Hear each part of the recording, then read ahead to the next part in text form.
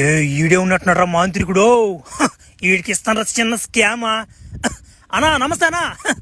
అన్న ఇక్కడ తోడేళ్ళని ఖర్చుపాది ఉంటే దాన్ని రిపేర్ చేసి దేవురన్నా నువ్వేనంటనా? అబ్బా భలే చిక్కాడు నాక. అభయా నేనేనా అభయా? ఒరే నువ్వు నా మాట అడవిలో ఆడాడి తిరిగిపోయి దెంగి గబ్బు దెంగతుందరా నీ కాడ. నేను ఏ తోడేలు గరిచింది? నల్ల తోడేలా పచ్చ తోడేలా బొట్టల తోడేలా లేకుంటే గింజల తోడేలా అర్థం కాలేదు నాక. సరేలే దేనికైనా ఫ్రెష్గా స్నానం చేయాలి రాబోయే నువ్వా. ఎందుకంటే ధ్యానం ఒకటి ఉంటుంది, ధ్యానం కోసం మనం స్నానం చేయాలా. పోదాం స్నానం కాడికా. అబ్బో ఇతను నీట్గా స్నానం చేయించిపోయి దెంగియా తలకై నరికి దెంగతో చూస్తున్నాడు ఇతనా. ఓ రవ్యా ఎగిరి దూకి స్నానం చేసి గబగబా రారా, పూజకి టైం అవుతా ఉందా.